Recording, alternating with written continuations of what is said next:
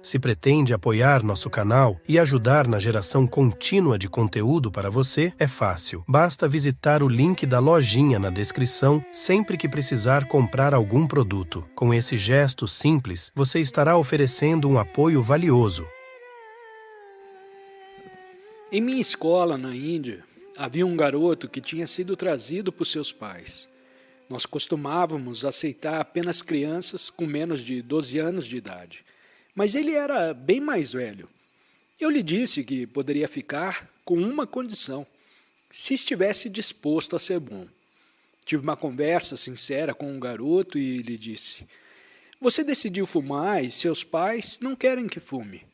Você os derrotou, mas não conseguiu derrotar seu próprio infortúnio. Está ferindo a si próprio. Minha flecha atingiu o alvo e ele começou a chorar e disse: meus pais viviam batendo em mim. E prossegui: pense no que está fazendo a si mesmo. Vou aceitá-lo, mas com uma condição: que eu não seja um detetive, mas um amigo.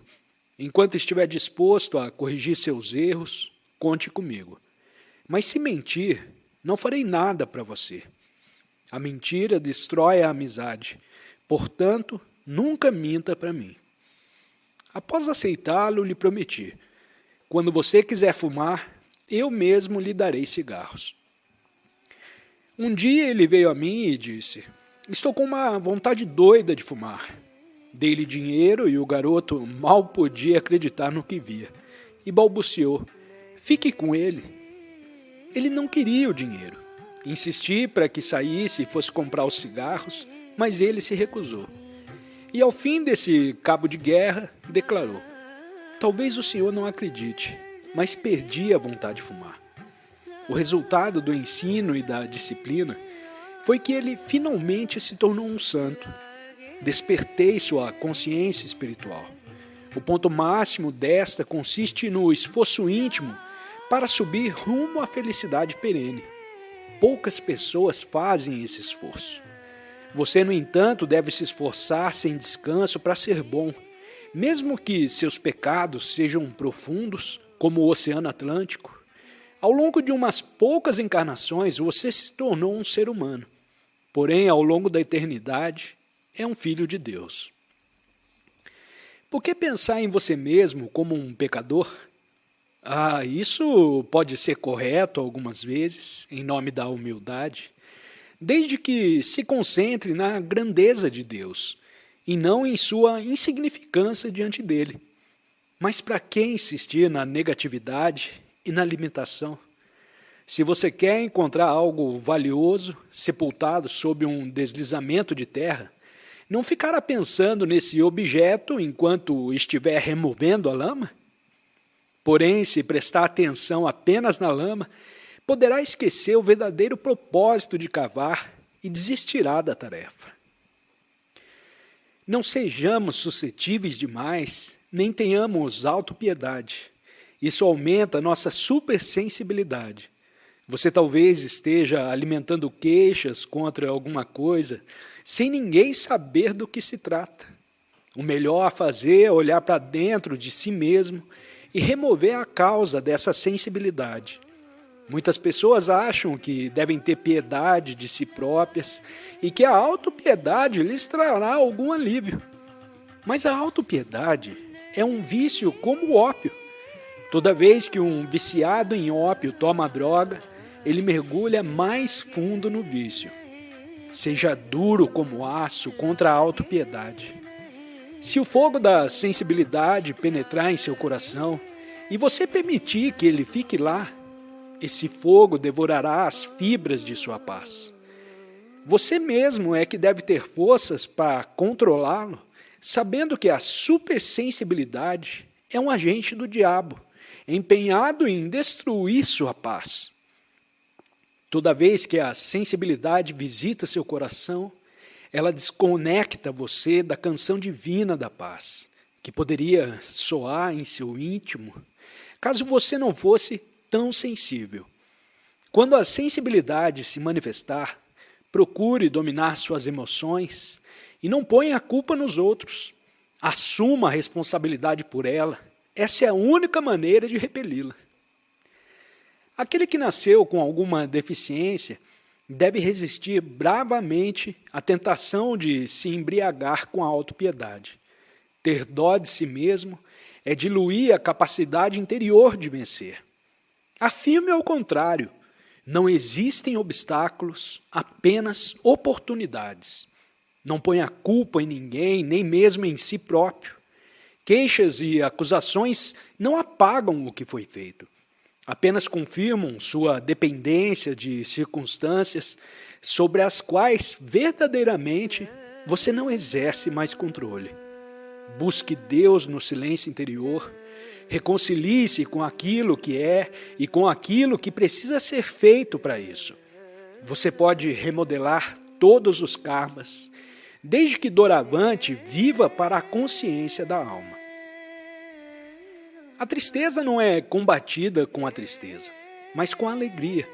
Algumas tristezas nós podemos aceitar, mas não convém permitir que fiquem conosco por muito tempo. Do contrário, elas nos roubarão a posse mais rica de nossa alma, que é a bem-aventurança perene. Um complexo de inferioridade é tão ruim quanto um de superioridade. Você é, em essência, filho de Deus, de modo que não faz sentido se achar inferior ou superior. Tanto o complexo de inferioridade quanto o de superioridade retardam o progresso da alma. Você deve sentir que Deus está em seu íntimo, orientando-o, e que Ele é seu maior amor, seu maior líder. Você é o servo de todos e, portanto, não pode achar que é superior a ninguém. Uma vez que Deus está em seu íntimo, você não pode se julgar inferior. O complexo de inferioridade nasce do contato com pessoas de mente fraca e da fragilidade de uma mente subconsciente inata. O complexo de superioridade surge de um ego arrogante e da consciência de um orgulho falso. Ambos existem na imaginação e ignoram a realidade. Nenhum dos dois pertencem à alma verdadeira e toda-poderosa. Desenvolva a autoconfiança vencendo a fraqueza e encontre sua autoconfiança em realizações concretas, cada vez mais ousadas, e ficará livre de todos os complexos de inferioridade e superioridade. O medo é um veneno mental quando não usado como antídoto. Um estímulo para induzir a pessoa a acalmar-se e ter cautela. O medo atrai objetos de medo, assim como um ímã atrai partículas de ferro. O medo intensifica e multiplica por 100 nossa dor física e agonias mentais. O medo é prejudicial ao coração, ao sistema nervoso, ao cérebro. Ele destrói a iniciativa mental, a coragem, o julgamento, o senso comum, a força de vontade. O medo sufoca a confiança e o poder da alma que tudo vence.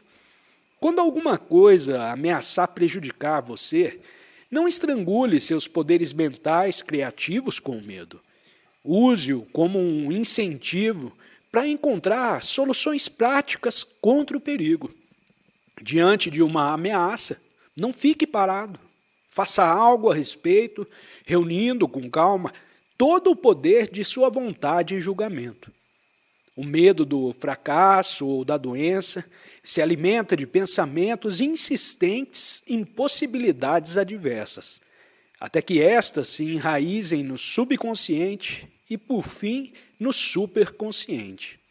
As sementes do medo germinam e enchem a mente de plantas do medo, que dão frutos venenosos e amedrontadores. Se você for incapaz de desalojar o medo terrível do fracasso ou da má saúde, distrai a mente, voltando a atenção para livros interessantes, envolventes, ou mesmo para divertimentos inofensivos. Depois que a mente esquecer seus medos apavorantes, encoraje-a a descobrir e eliminar as causas do fracasso e da má saúde no solo de sua vida cotidiana. Não tenha medo de doenças ou acidentes só porque foi vítima deles antes. Ao contrário, tenha medo de ter medo, pois ele criará uma consciência de doença e acidente. E se o medo for forte o bastante, você atrairá exatamente aquilo que mais teme. Por outro lado, a vontade corajosa, com toda a probabilidade, irá evitar doenças e acidentes, ou pelo menos minimizar a força deles. Certo homem que vivia nas imensidões geladas do Alasca degustou umas uvas deliciosas enviadas por um amigo de Fresno. Apaixonou-se a tal ponto pelas frutas que arranjou um emprego em Fresno, onde todos os tipos de uvas crescem em abundância, e deixou o Alasca para sempre. O homem, ao chegar a Fresno, foi convidado à casa de um amigo, onde uma jovem senhora lhe levou um cacho das uvas que ele tanto apreciava. O recém-chegado ficou fora de si de tanta alegria, e enquanto ia trincando as bagas, murmurava: lhe agradeço do fundo do coração. Muito obrigado. Deixei o Alasca justamente por causa dessas frutas. Pois meu senhor poderá ter quantas desejar. Possuo um vinhedo e todos os dias lhe trarei um punhado de cachos, disse a mulher. No dia seguinte, logo de manhã, ela chegou à casa do apreciador de uvas com um cesto cheio. O homem, que ainda não pudera digerir todas as uvas engolidas na véspera, apareceu à porta sorridente. Saltou de alegria ante a perspectiva de se fartar com os cachos que a senhora lhe levava. Que maravilha poder tê-los em tamanha quantidade! Quanta sorte! Obrigado, obrigado, gritava o homem. Degustou algumas bagas na presença da mulher, por uma questão de educação, embora ainda trouxesse na boca o gosto das que ainda não haviam sido digeridas. Quando a mulher partiu, ele contemplou as uvas com admiração e olhos cobiçosos. Passou-se uma hora e o homem começou a chupar as uvas de novo. O dia inteiro foram só uvas, uvas e uvas. Na manhã seguinte, ao raiar do dia, a jovem senhora apareceu com uma quantidade ainda maior dos frutos de seu vinhedo e chamou o homem. Meio adormecido, já sem grande entusiasmo, e um pouco irritado por ter sido arrancado de um sono profundo, mas forçando um sorriso amistoso, o homem saudou a senhora das uvas. Olá, boa mulher, obrigado por tão belo presente. Na terceira manhã, como sempre, lá estava a mulher com um monte de cachos de uva. O homem, sonolento e com um risinho amarelo no rosto, cumprimentou e disse: minha senhora, é muita gentileza sua me trazer essas uvas, mas a verdade é que ainda tenho um pouco das de ontem. Na quarta manhã, a mulher chamou de novo o homem do Alasca, trazendo uma grande quantidade de uvas. Ele foi atendê-la com relutância e, sem sorrir, saudou-a. Uvas de novo? Muita gentileza sua, mas já tenho o suficiente. Mas a mulher, sem acreditar naquela história e achando que o homem apenas não queria abusar de sua generosidade, lhe levou ainda mais uvas no quinto dia. Bateu a porta e ele, saltando da cama como se tivesse visto um fantasma, gritou: que horror, minha senhora! Uvas, uvas e mais uvas? Com os diabos, uvas de novo? A mulher sorriu e disse: estou contente por ver que o senhor detesta uvas. Acho que não irá mais me privar do prazer de vendê-las. Essa história mostra que o excesso é sempre ruim. Não importa quão agradável seja uma coisa, se você exagerar em seu uso, ela deixará de lhe dar prazer e, em vez disso, lhe dará desgosto. Lembre-se, não exagere na comida, no sono, no trabalho, na atividade social ou em qualquer outra, por mais agradável que seja, pois a indulgência excessiva só traz infelicidade.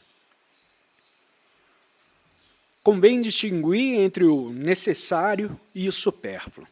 As coisas necessárias são poucas, ao passo que as supérfluas não têm fim. Para ser livre e feliz, considere apenas as suas necessidades. Pare de alimentar desejos sem conta e de perseguir o fogo fato da ventura enganosa. Quanto mais depender das coisas exteriores para a sua felicidade, menos felicidade experimentará. Desejar o supérfluo é o meio mais seguro de empobrecer. Não seja escravo de bens e posses. Procure reduzir até as suas necessidades. Gaste o tempo na busca da felicidade e da bem-aventurança duradouras. A alma imutável e imortal se oculta por trás da tela de sua consciência, onde estão pintadas as imagens tenebrosas da doença, do fracasso, da morte e etc. Erga o véu da mudança ilusória e instale-se em sua natureza imortal.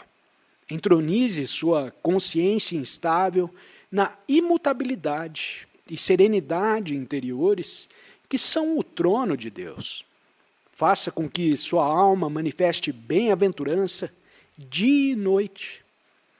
A felicidade pode ser assegurada pelo exercício do autocontrole, pelo cultivo de hábitos simples e pensamentos elevados, e pela economia de dinheiro, ainda que se ganhe muito. Tente ganhar mais a fim de ajudar os semelhantes a ajudar-se a si mesmos. Uma das leis tácitas da vida é que quem ajudar os outros a obter abundância e felicidade será sempre ajudado e obterá mais e mais prosperidade e ventura. Essa é uma lei da felicidade que não pode ser infringida. Não é melhor viver de uma maneira simples e frugal para enriquecer de verdade? A alma não consegue reencontrar a aventura perdida em coisas materiais, pois o conforto que estas oferecem é ilusório. Depois de perder o contato com a divina bênção interior, o homem procura saciar sua sede de ventura nos prazeres falsos dos sentidos, nos níveis mais profundos de seu ser. Contudo, permanece consciente do seu anterior estado de imanência com Deus. A verdadeira satisfação lhe escapa, porque, passando de um prazer sensual ao outro, o que ele persegue é sua perdida felicidade no regaço do Senhor. Que cegueira! Por quanto tempo ainda você, já farto, saciado e aborrecido, teimará em não procurar alegria dentro de si mesmo, o único lugar onde ela pode ser encontrada?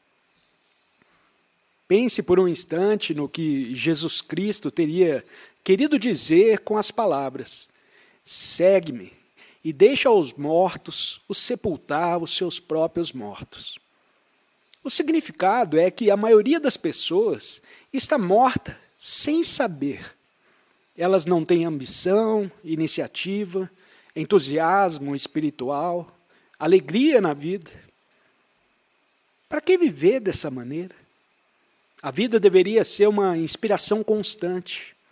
Viver mecanicamente é estar morto por dentro, como o corpo ainda respirando. O motivo pelo qual a existência das pessoas se arrasta de forma tão insípida e desinteressante é que elas dependem de canais rasos para sua felicidade, em vez de ir até a fonte inesgotável de toda a alegria dentro de si mesmas. Para que gastar todo o nosso tempo com coisas que não duram? O drama da vida tem sua moral no fato de ser Apenas isso. Um drama, uma ilusão. Os insensatos, imaginando que a representação é real e duradoura, lastimam as partes tristes, lamentam que as alegres não se eternizem e deploram que a peça tenha de acabar. O sofrimento é o castigo de sua cegueira espiritual. Os sábios, porém, sabendo que o drama não passa de ilusão, buscam a felicidade eterna no eu interior.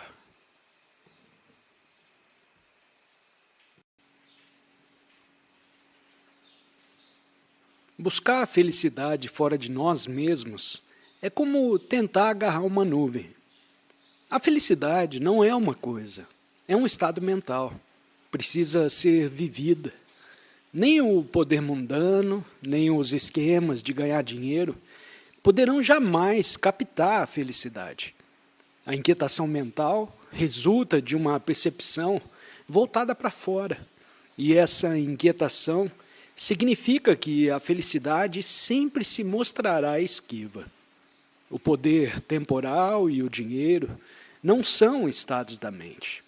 Uma vez obtidos, apenas diluem a felicidade.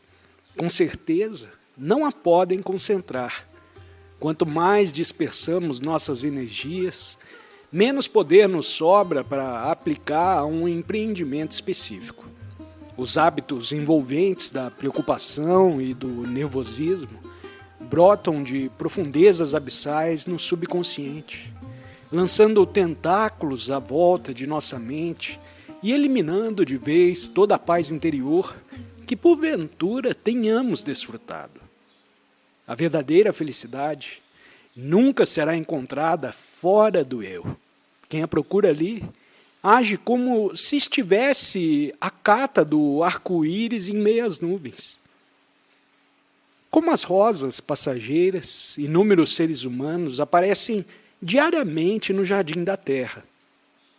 Na juventude lançam botões frescos e cheios de esperança, acolhendo as promessas da vida e acenando com ansiosa expectativa para a brisa de satisfação sensual. Depois as pétalas começam a fenecer e a esperança se transforma em desapontamento. No ocaso da vida caem, emurchecidas pela desilusão. Leve em conta o exemplo das rosas. Tal é o destino dos seres humanos que vivem pelos sentidos. Analise com perspicácia, nascida da introspecção, a verdadeira natureza dos prazeres sensuais. Pois mesmo quando neles se compraz, você não sente no coração o arrepio da dúvida e da incerteza? Apega-se aos prazeres, mas sabe bem no fundo que algum dia eles irão traí-lo. Um exame atento mostra que a indulgência sensual, na verdade, se ri de seus adeptos. O que ela oferece não é liberdade, mas servidão da alma. A rota de fuga não está, como muitas pessoas imaginam, nas estradas baixas e macias de mais indulgência ainda, e sim lá em cima, nas veredas rochosas do autocontrole.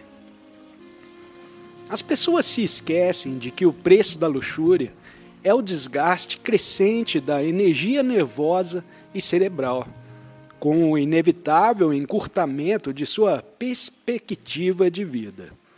Os materialistas se envolvem a tal ponto na tarefa de fazer dinheiro que não conseguem relaxar e gozar o seu conforto, mesmo depois de adquiri-lo. Como é insatisfatória a vida moderna! Basta examinar as pessoas à sua volta. Se pergunte, elas são felizes? Note as expressões tristes em suas faces. Observe o vazio em seus olhos. A vida materialista tenta a humanidade com sorrisos e garantias, mas só nisso é consistente. Nunca deixa de, mais cedo ou mais tarde, quebrar suas promessas. permitindo-se depender sempre mais de circunstâncias exteriores para o sustento físico, mental e espiritual, jamais olhando para dentro em busca de sua própria fonte, o homem, aos poucos, esgota suas reservas de energia. Possuir bens materiais, sem paz interior, é como morrer de sede dentro de um lago. Se a pobreza material deve ser evitada, a pobreza espiritual deve ser desdenhada. É a pobreza espiritual, não a penúria material, que jaz no centro de todo o sofrimento humano. O cientista material usa as forças da natureza para tornar o ambiente humano melhor e mais confortável. O cientista espiritual se vale do poder da mente para iluminar as almas. O poder mental mostra ao homem o caminho para a felicidade interior, que lhe dá imunidade contra as inconveniências do mundo.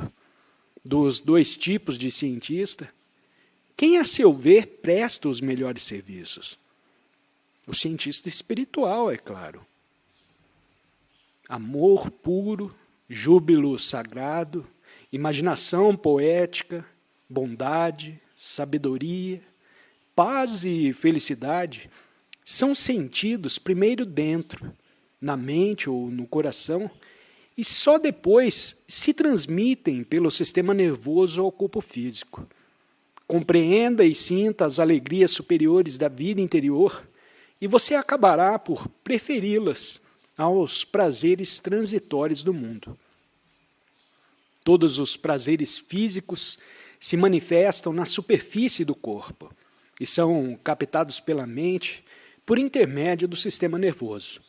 Você gosta dos prazeres exteriores dos sentidos porque foi apanhado por eles primeiro e continuou em suas garras. Assim como certas pessoas se acostumam à prisão, nós, mortais, apreciamos os prazeres materiais que calam as alegrias íntimas. Pela maior parte, os sentidos nos prometem uma pequena felicidade passageira, mas no fim só nos dão sofrimento. Virtude e felicidade interior não prometem muito, mas no fim nos asseguram bem-aventurança duradoura. Por isso chamo a felicidade íntima e persistente da alma, alegria e prazer, as sensações passageiras. O ambiente exterior e as companhias são da máxima importância. O ambiente exterior específico do começo da vida é algo crucial, porque estimula ou embota o ambiente interior instintivo da criança. Essa nasce, geralmente, com um ambiente mental prévio, que é estimulado quando o de fora se parece com o de dentro.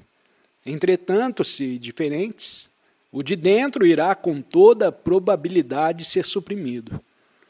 Uma criança instintivamente má pode ser corrigida e melhorada em boa companhia, e vice-versa, ao passo que uma criança instintivamente boa, colocada em boas companhias, sem dúvida será alguém ainda melhor.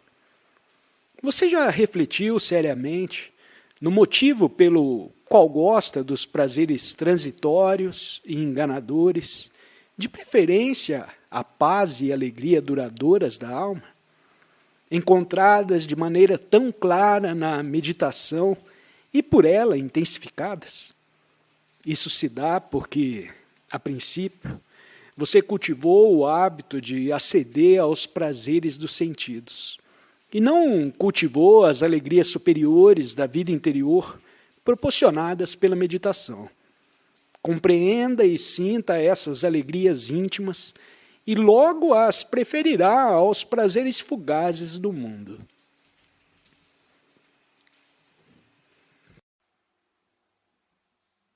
Obrigado por se juntar a nós nessa busca interior. Como foi a sua experiência? Nos deixe saber nos comentários. E se achou útil, compartilhe com seus amigos.